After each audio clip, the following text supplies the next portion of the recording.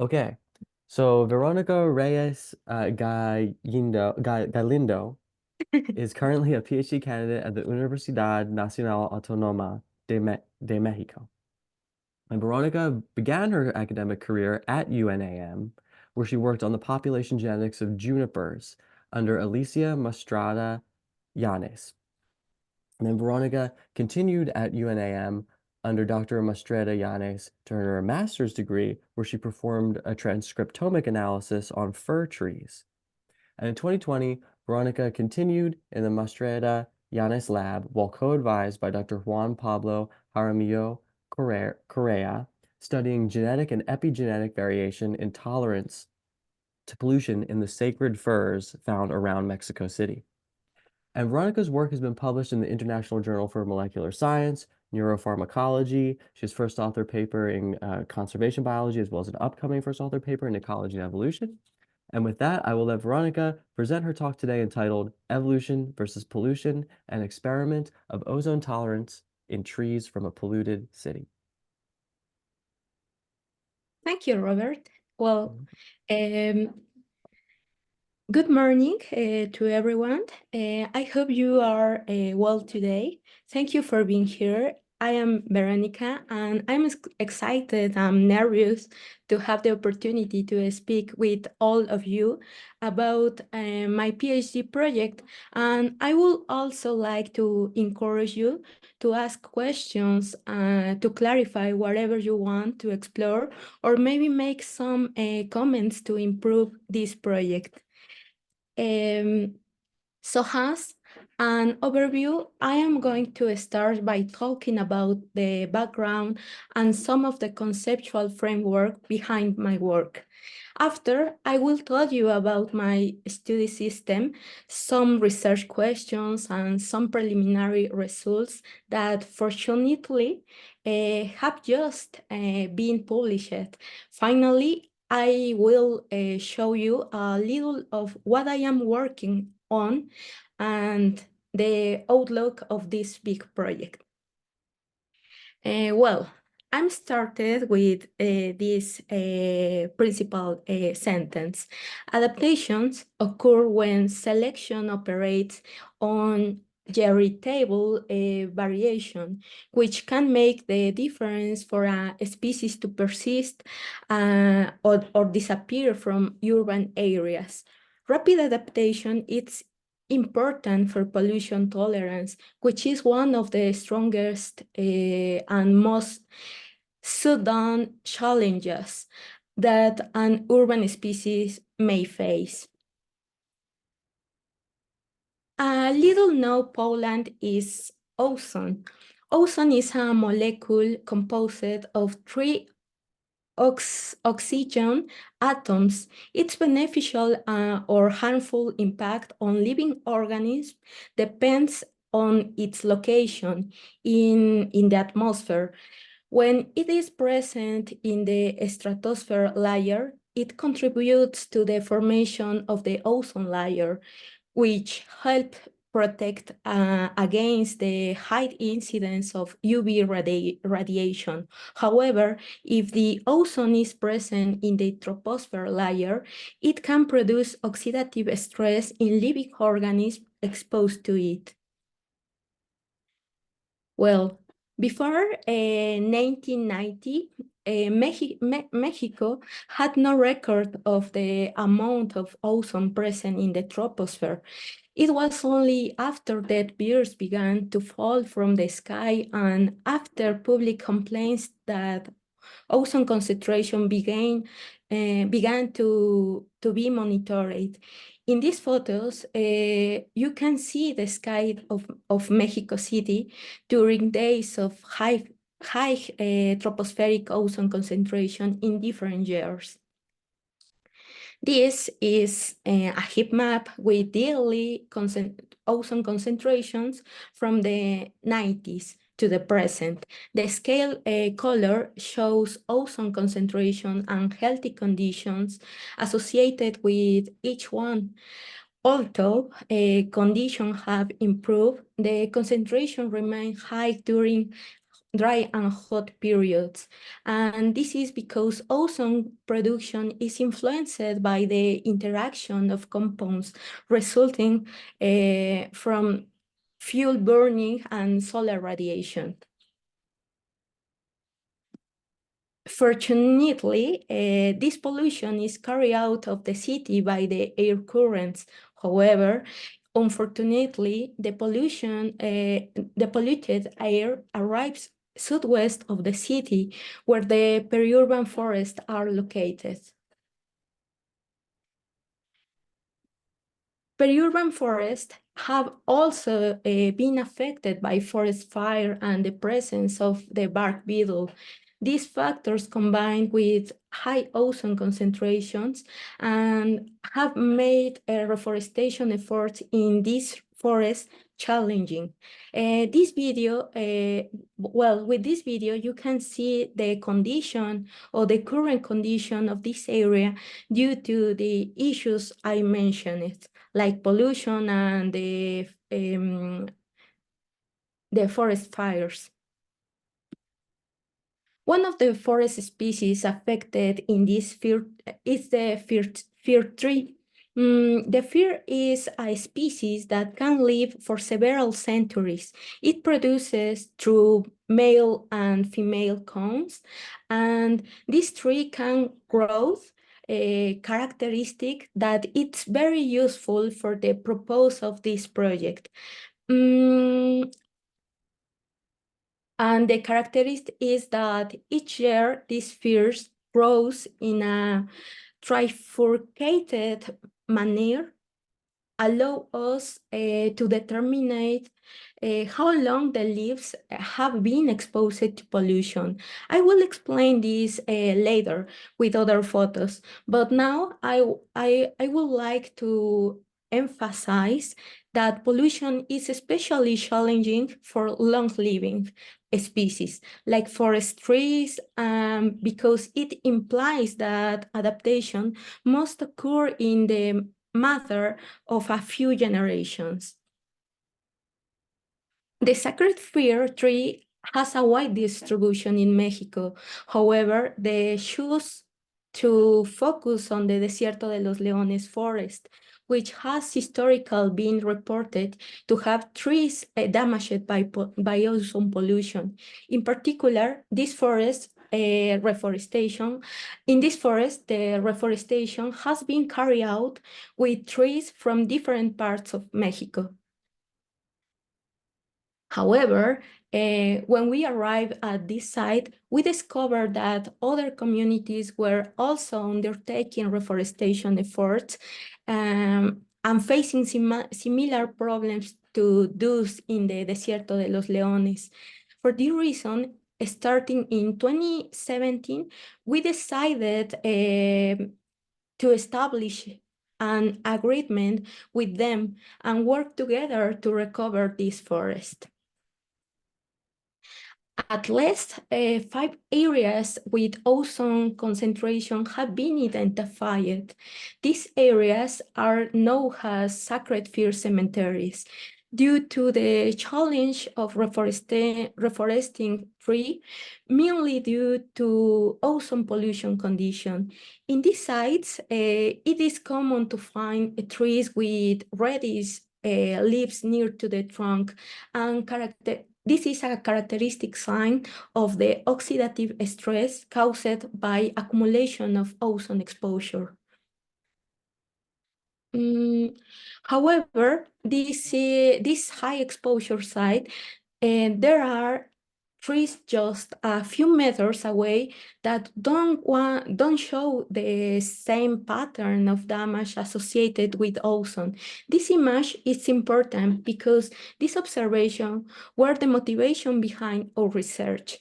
This high concentration is associated with ozone damage to plants, which includes reddish needles that fall off the tree in the first 3 years of exposure, and decreased individual vigor and increased susceptibility to pests.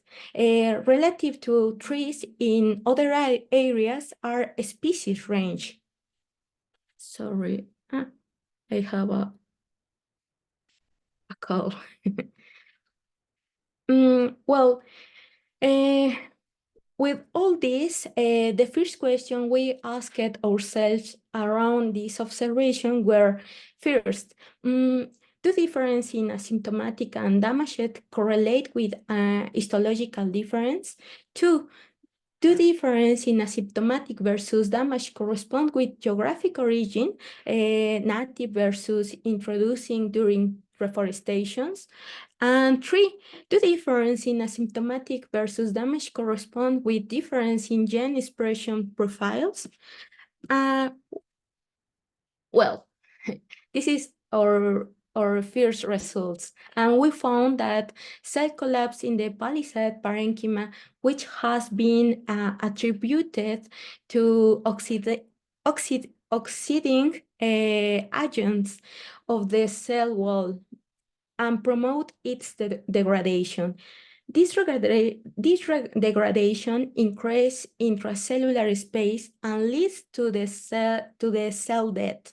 And it is accompanied by the accumulation of phenolic and tannin compounds that produce the characteristic reddish coloration of ozone damage. In this part, we used GBS data, and with this data, we found that both damaged and asymptomatic trees are of local origin, instead of introduced from other localities during reforestation efforts. However, it is necessary to increase sampling to ensure the existence of local variation and perhaps some SNPs associated with ozone tolerance.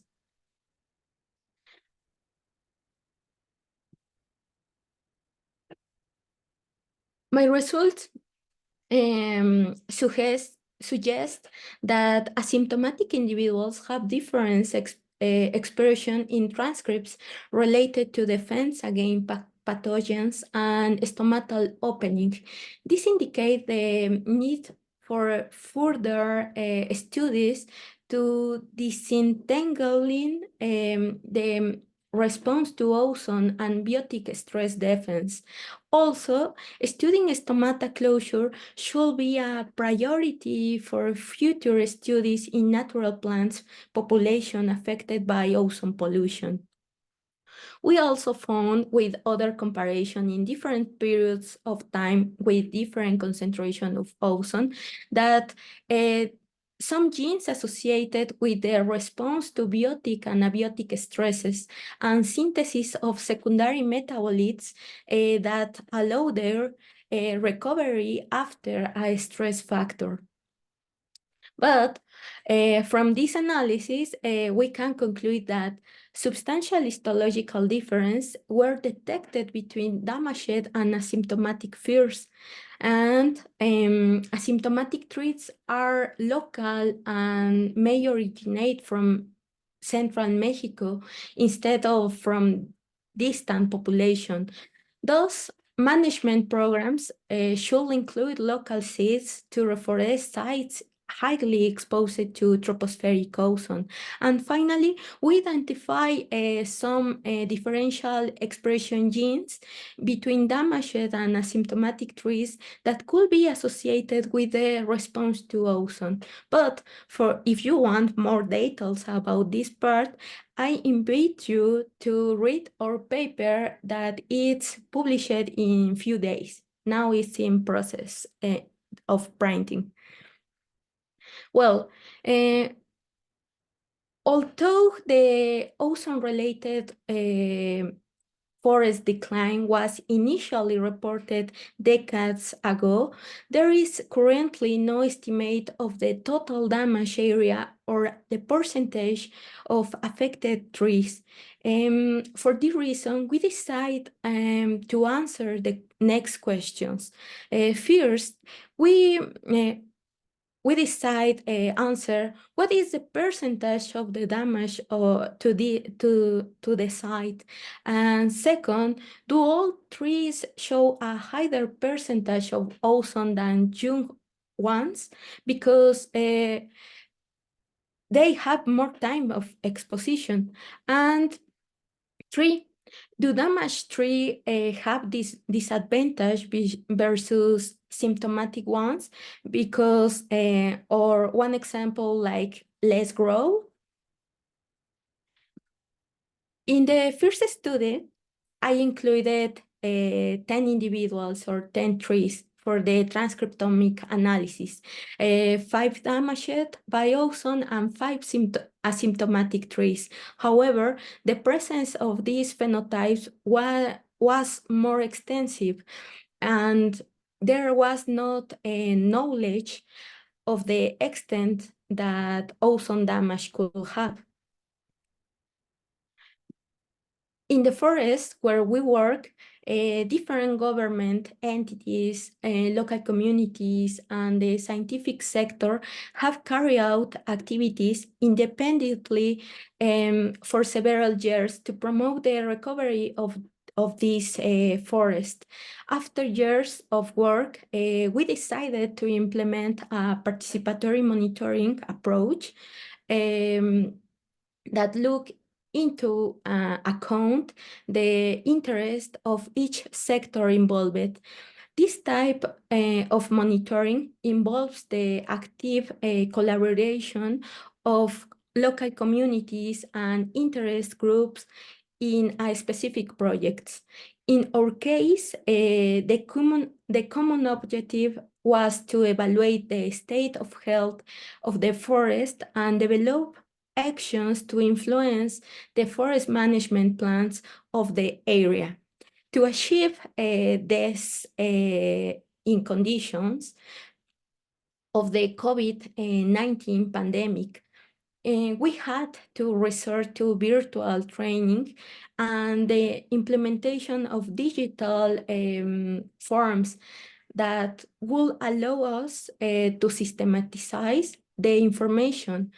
Some data that was collected were the age and the age of the tree, health status, percentage of damage, photos, and biological material was collected.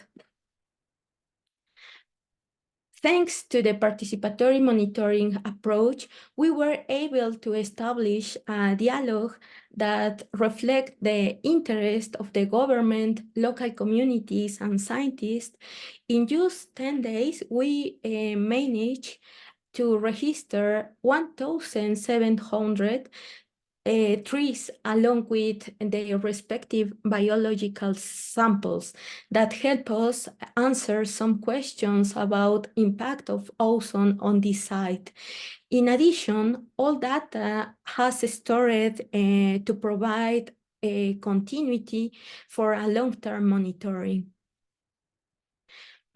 From 48 distributed plots in 1,700 registered trees, we were able to determine that 35% of the trees had a visible damage, have a visible percentage of ozone damage.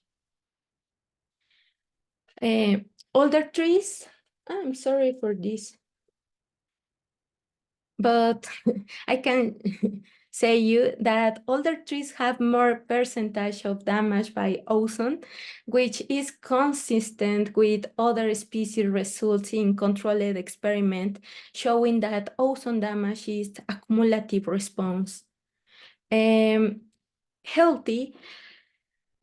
the healthy trees, we found that this one were smaller than damaged trees of the same age, which suggests that trees may be growing less tall, so has a tolerate ozone pollution. However, landscapes and genetic analysis are needed to explore this further, particularly because of the special effects of detected. Well, from this analysis, we can conclude that these forests have 35% of damage in the trees, damage associated by ozone pollution, and older trees have more percentage of damage by ozone by the condition of accumulate this damage in the same individual. And finally, the damaged trees grow more, but could be larger to have more leaves that help them capture more nutrients to survive, compared to the asymptomatic plant that has most of its leaves green and with the photosynthetical rates perfect and no altered by ozone condition. For more details about this part of my research, I invite you to read our paper in conservation biology. This is now available in the web. And what do we know now? There is a transcriptional first, there is a transcriptional regulation that may not be due to genetic variation. And two, healthy trees grow less in the forest. And finally, three, our findings have been found in natural settings.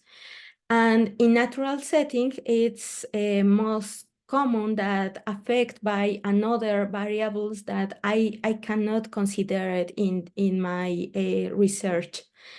For this reason, now I am focusing on genetic and epigenetic variation that could be regulating differential expression.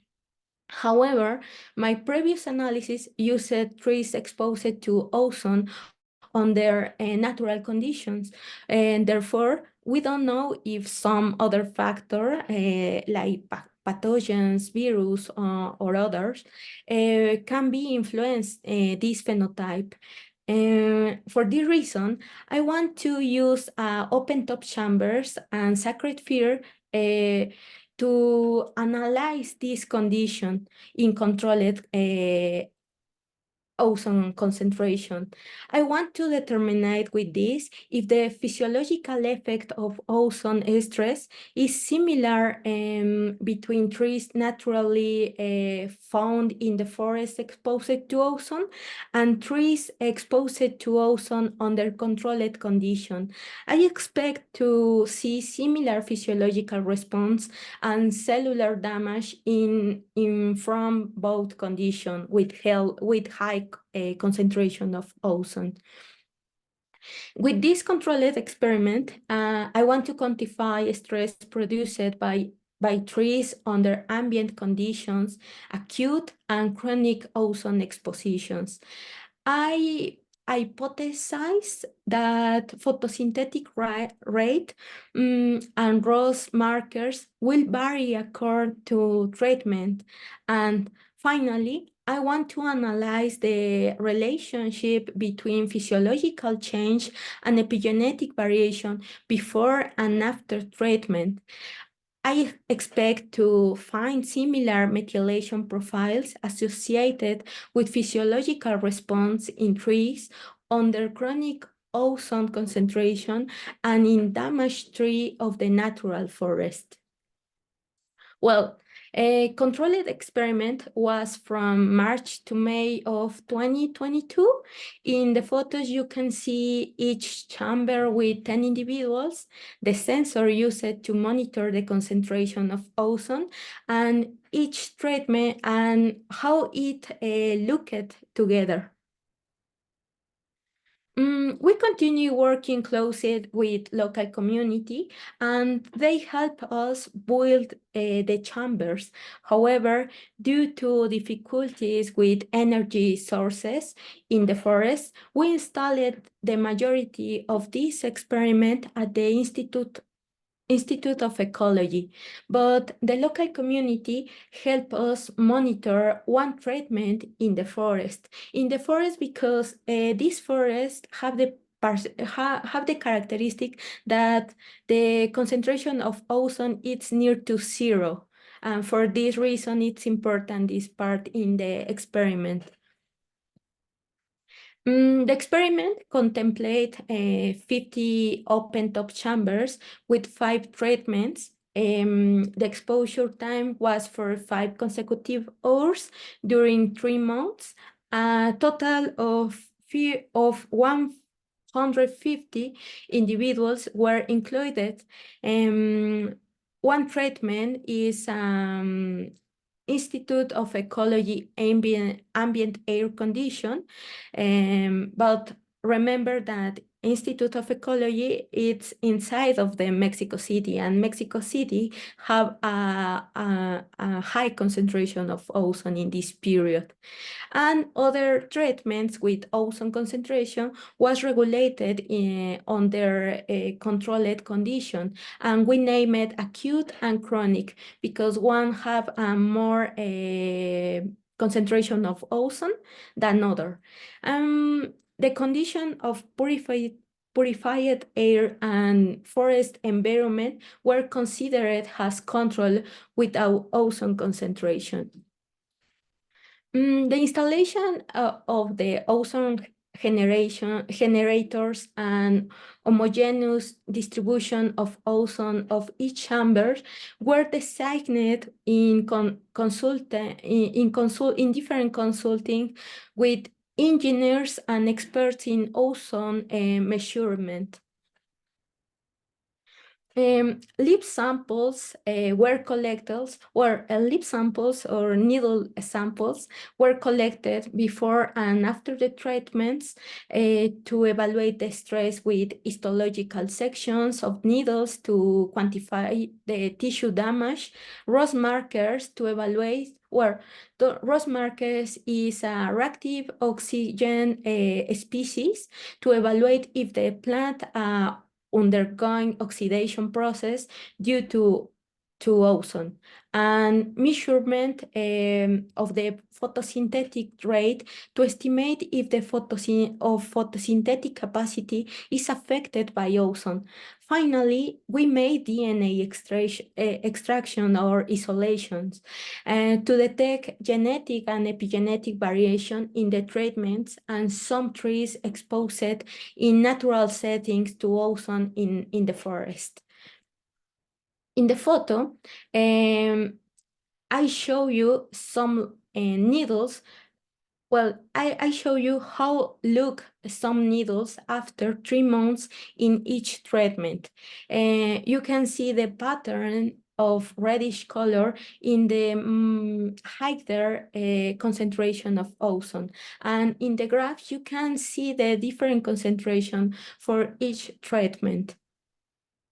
We returned these trees to the forest and have monitoring their survival.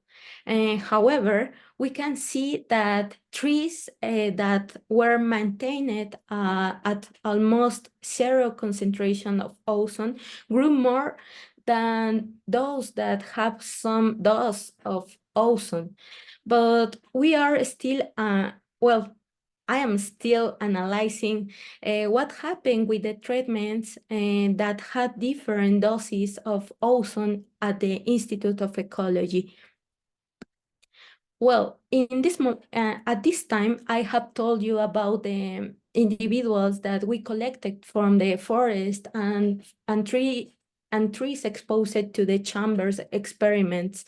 Of these trees, I find myself analyzing the difference of the growth and their photosynthetic rate, anatomical changes, and genetic and epigenetic variants that they could present. The results of this prediction will allow me to corroborate, well, first corroborate that ozone is the main cause of the damage phenotypes observed in the forest, and two, evaluate if the epigenetic variation regulate a physiological mechanism associated with tolerance to ozone stress. In the future, these findings could help to improve a reforestation program using an evolutionary ecology approach. The incorporation of non-model species in natural condition to apply it evolutionary studies, it's very scarce and urgently needed for the management and restoration of disturbed environments like this forest. My work will contribute to the development of this field by incorporating an evolutionary approach to the design of restoration programs. Finally, I am sure that science is built from collaborations, and it's necessary to recognize this participation of many people in this project. And for this reason, I want to say thanks for local community and my supervisors. Thanks for two different experts and institutes, and thanks to all the students and friends involved in this project. And of course, thanks for the Society for the Study of Evolution for this award, for the opportunity to share my project or part of my project, and for give me this support to, well, for give this support to more students of all parts of the world. And if you have any questions or contributions, I'm ready to listen you or read your message. Thank you.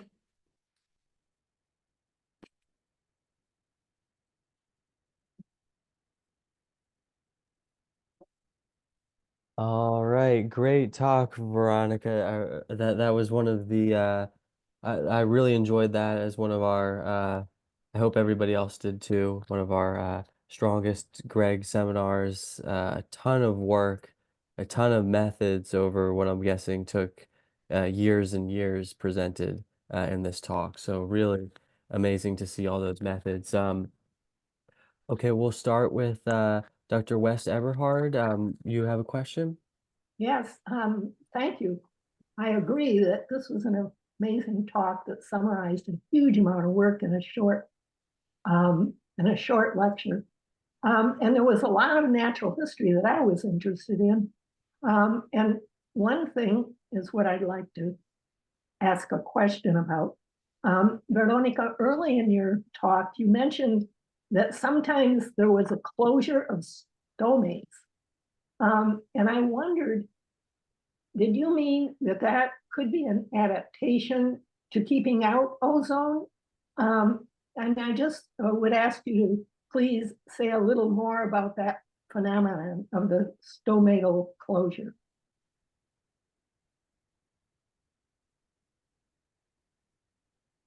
Hi, I'm sorry. Sorry, but I'm not sure if I understand all the question, but I think that you mentioned that maybe the difference will be by background in genetic or like extending genetic variation in the individuals. I'm not sure. Yeah, I was wondering actually if that was just like a response, not an evolutionary not an evolutionary response. But in this case, if the plant was actually closing the stomates in response to a rise or to an amount of ozone. So I guess my question is, do you know whether the stomate closing was what would be called a facultative or a response to the environmental difference of having more ozone present? Or I guess I just want to know what your thoughts are about the stomatal closing, because I wasn't sure from what I wasn't sure, or you could just explain to me why you showed that in one of your slides. Well, the the the open of stomata it's important in trees because this is the principal entrance by ozone. If the tolerant trees can regulate this condition. It's the first barrier to avoid that the ozone entrance inside of the needles. And I think that for this reason, maybe the trees are regulated the condition of the stress and the coloration, because if the ozone don't entrance to the needles can be receive the raws or reactive oxygen species, and we can remember that these rows inside of the needle produce the red coloration, and the red coloration it's associated with less photosynthetical rates, and maybe affect the size and the physiological characteristics. Yes, thank you. That's what I thought also. And I think that's extremely interesting. And I was glad that you said something about it. And is there any evidence or information on the stomatal closure actually helping the plant resist ozone? Yes, but the only information that I have is about rice. Oh, Because in rice, the researchers have the name of particular proteins that can regulate the closure of the stomata, and but the difficult in this study is that the tree that I am work have don't have a reference genome and don't have any reference in genetic terms, and have a size genome to already 50 gigabases. And for this reason, I don't have any information about all the proteins associated to tolerance conditions. Yes, but yeah. This is but the closure it's documented in rice. well, that's important that you notice that and are relating it to your trees. And I have to express a little opinion of mine that it could actually be interesting to look at non-molecular characteristics like stomatal closure, and that you could do experiments could be less expensive someday, that would be looking at the stomatal response that's like rice, that may be like rice, and could be an important defense of your trees. So I thought it was very good that you were noting that early in your talk. So thank you. Thank you.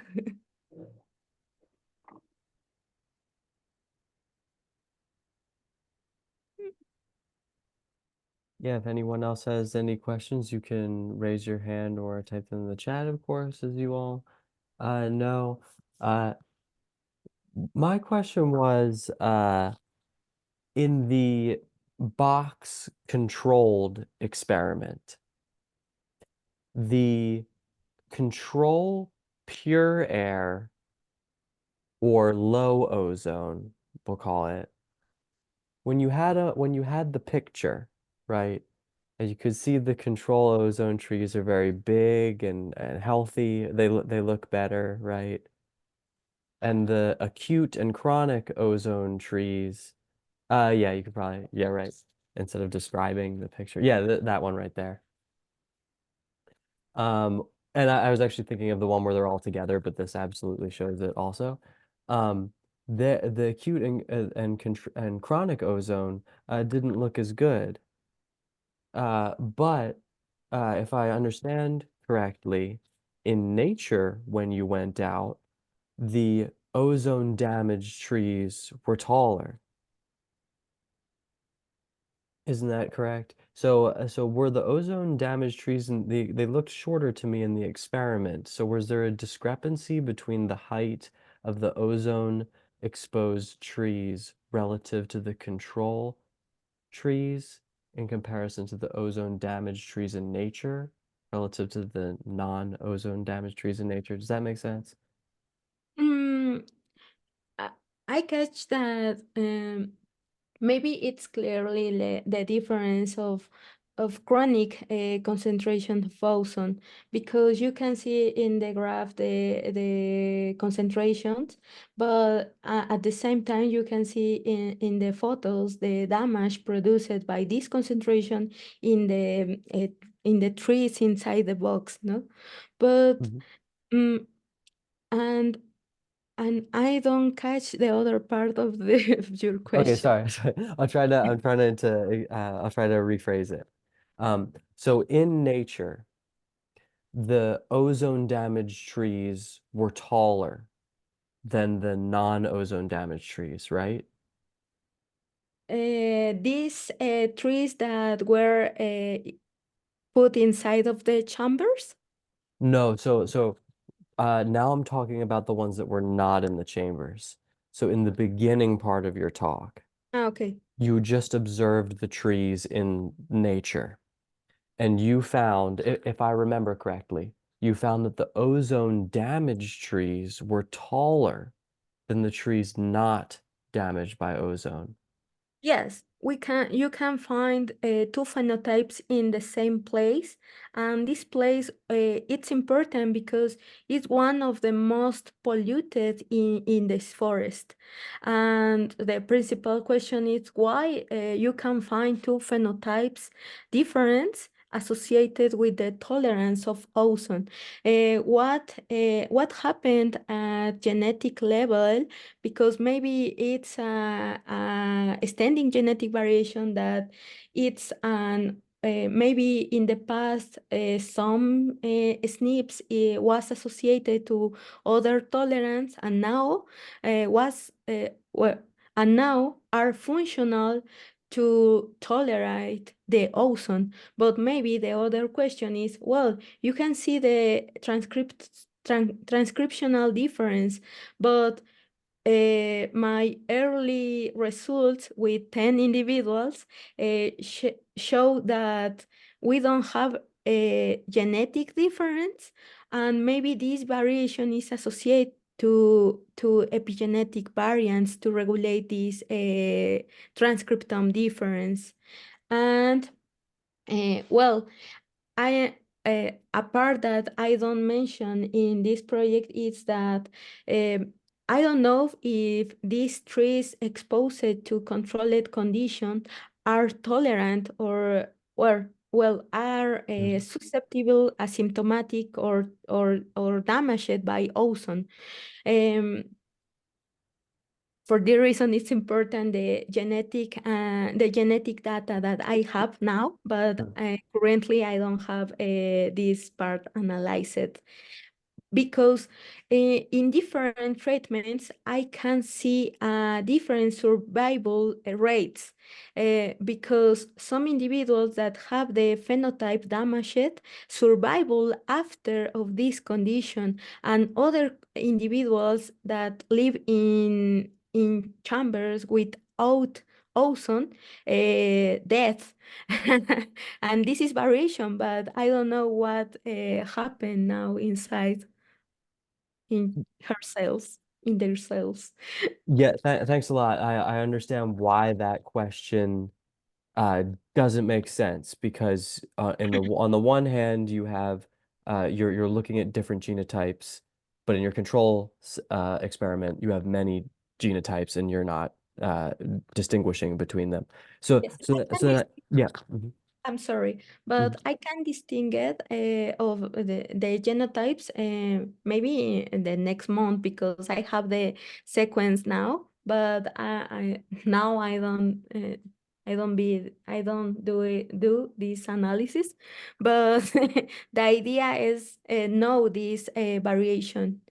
And In the future. Oh, that's great. That'll be very satisfying. in the Um, future, maybe in the 3 months. Okay, nice. I'll maybe give another Greg seminar then in the fall.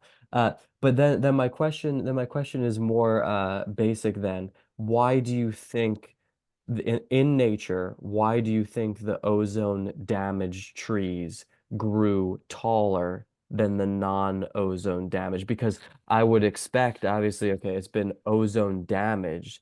I would expect that to hurt the tree and for it to then be shorter.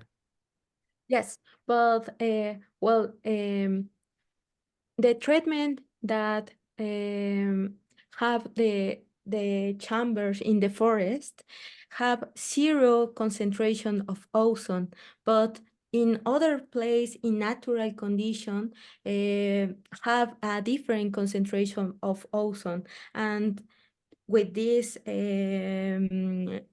data, I think that if the tree don't have the necessary don't have the exposure to ozone,